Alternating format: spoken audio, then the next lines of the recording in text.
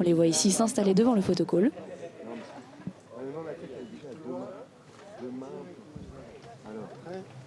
Pour le film All We Imagine as Light. C'est la première fiction de la réalisatrice Payal Kapadia qui nous plonge dans le milieu hospitalier de Bombay pour raconter l'histoire de deux infirmières hindoues logeant sous le même toit, interprétées par deux actrices du Kerala, Divi Prabha et Kani Khusrouti. Au centre, la réalisatrice, en blanc, entourée de ces deux actrices.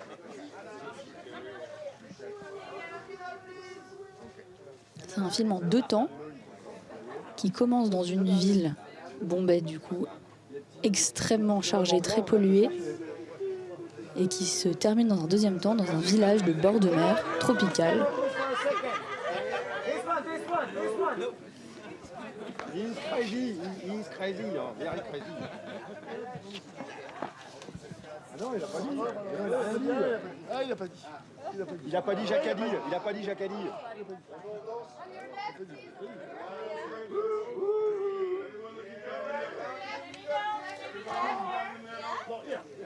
C'est un moment très important pour le cinéma indien, la présence de Payal Kapadia et All We Imagine as Light à la compétition, parce que cela faisait 3 décennies qu'aucun film indien n'était projeté à Cannes. Le dernier étant, en 1994, Swaham du Kerala, Shaji Karun. Swaham qui veut dire destinée. Et il avait décroché la caméra d'or 5 ans plus tôt avec Piravi, La Naissance, son premier long métrage.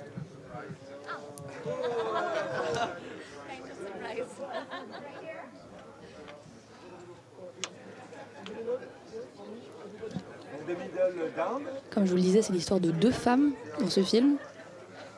La plus âgée des 2, Prabha, a été abandonnée par son mari et elle est condamnée à la pression sociale de rester célibataire pour le restant de ses jours. La plus jeune, Anu, est amoureuse d'un musulman, ce qui l'expose à de nombreux dangers dans l'Inde de Narendra Modi, où le mariage interconfessionnel est interdit. Ce sont 2 femmes qui habitent dans le même immeuble et qui vont se soutenir dans leur quête d'émancipation. On voit ici les 3 femmes à l'écran.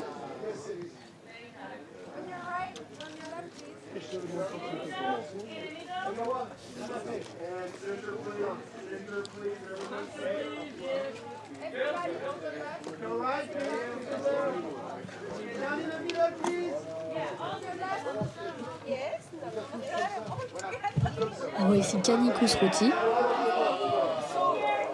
au centre, qui vient pour la première fois au Festival de Cannes.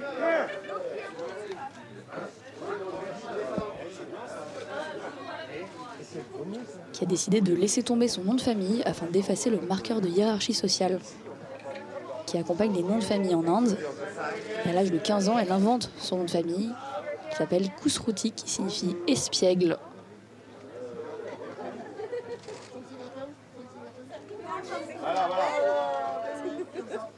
On la voit ici.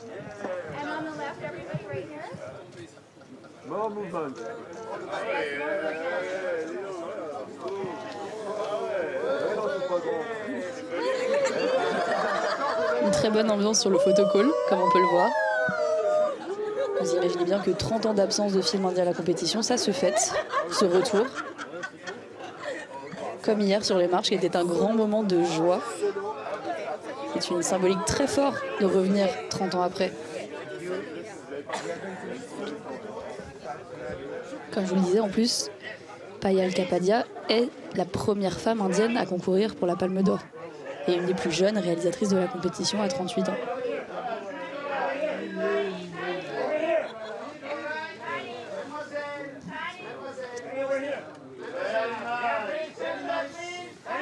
On voit ici Kani Khusrouti,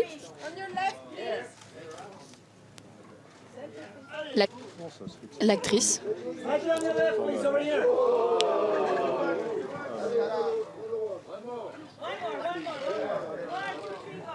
Qui dialogue avec les photographes.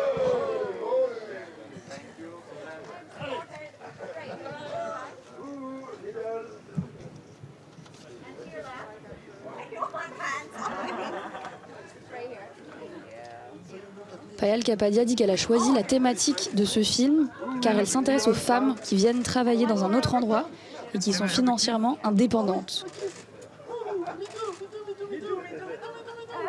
C'était quelque chose qu'elle voulait explorer, cette liberté financière qui n'est pas si facile du tout, notamment à Mumbai, qui est une ville qui permet aux femmes d'être plus libres, mais qui est également extrêmement chère.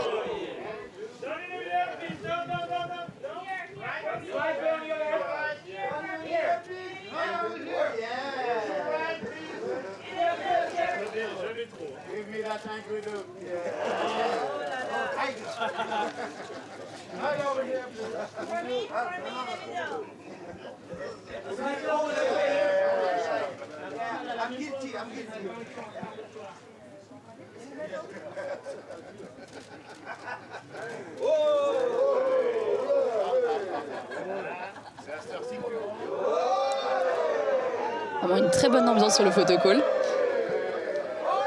Et on voit ici Chaya Kadam, actrice indienne.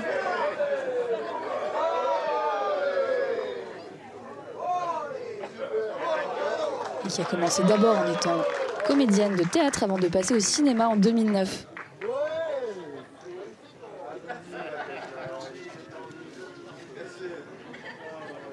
Elle est également réalisatrice.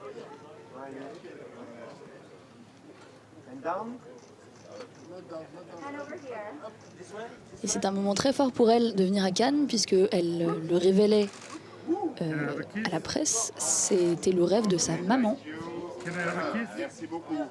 de venir à Cannes.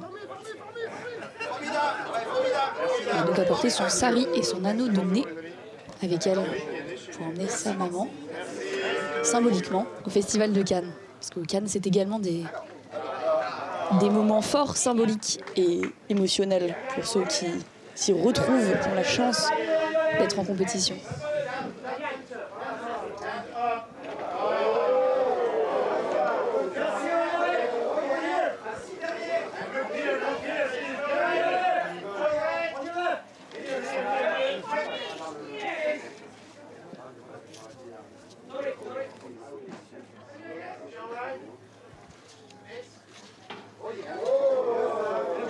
On voit ici Divya Prabha, tout de bleu vêtu.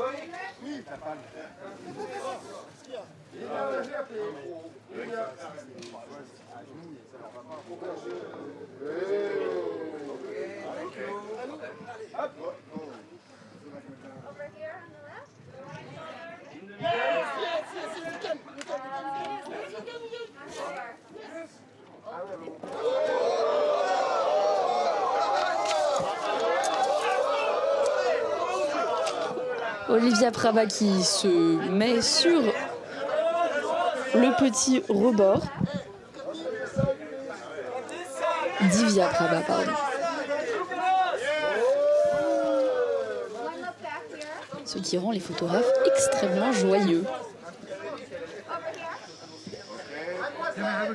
Merci, thank you. Merci beaucoup. Thank you.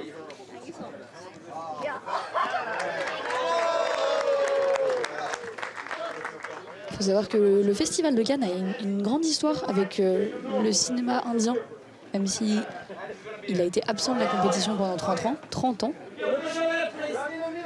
Car 2 des grands noms du cinéma du Bengale sont venus présenter des films sur la croisette. Alors on voit ici Ritu Arun, l'acteur.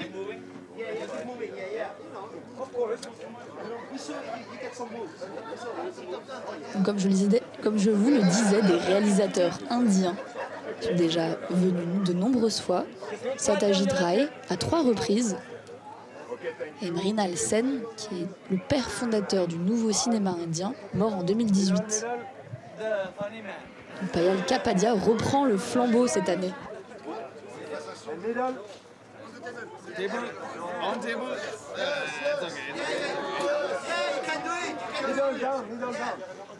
bon les amis. Thank you. Il faut savoir qu'il y a d'autres films indiens présents au Festival de Cannes, mais pas dans la même compétition. Il y a In Retreat de Maïsa Mali dans l'acide.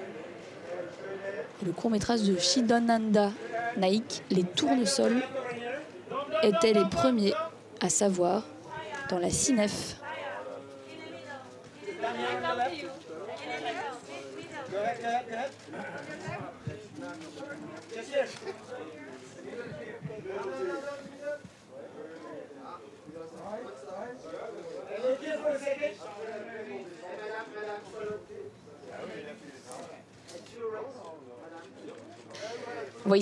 On voit ici Payal Kapadia, la réalisatrice, la plus jeune de la compétition.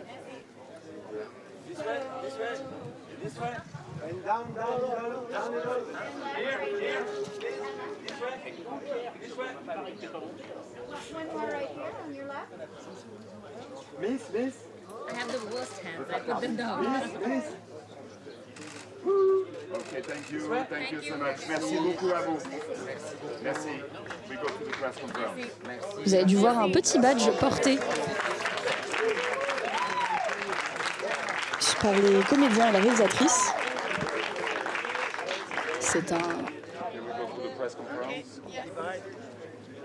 un badge en soutien aux techniciens qui travaillent pour l'industrie du cinéma. On les voit ici se diriger vers la conférence de presse.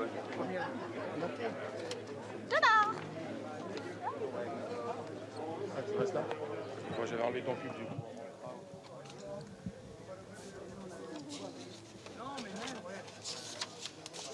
Il faut savoir que Payal Kapadia était déjà venu au Festival de Cannes, mais pour un documentaire qui avait été récompensé par l'Œil d'Or en 2021, Une nuit sans savoir.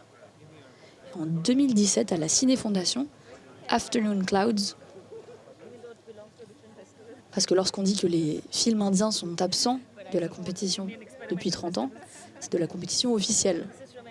Il y a des films indiens dans les autres compétitions.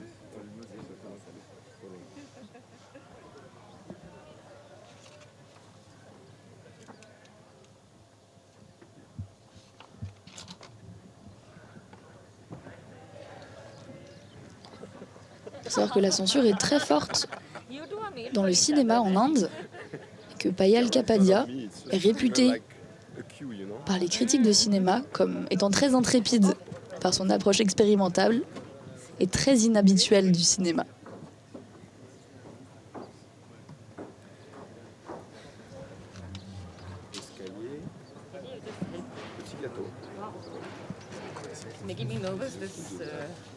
On les voit ici traverser la pelouse pour monter les marches pour aller vers la conférence.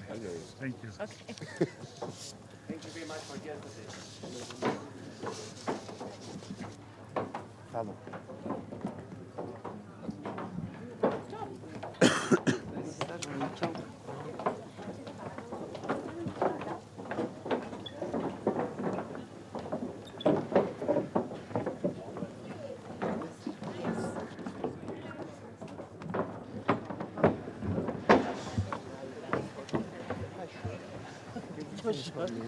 Kapadia est une ancienne élève de l'Institut indien du cinéma et de la télévision. Comme je vous le disais, en 2007, elle présente Afternoon Clouds, un projet de 13 minutes dans le cadre de la section court-métrage de la Ciné-Fondation du festival.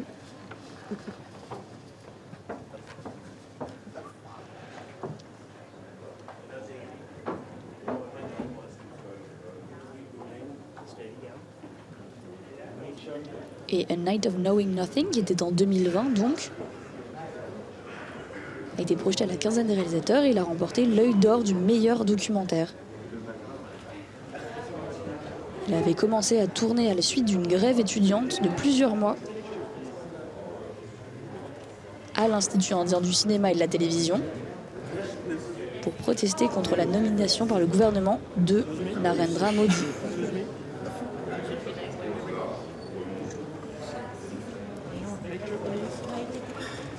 Ils arrivent ici pour des photos, des autographes.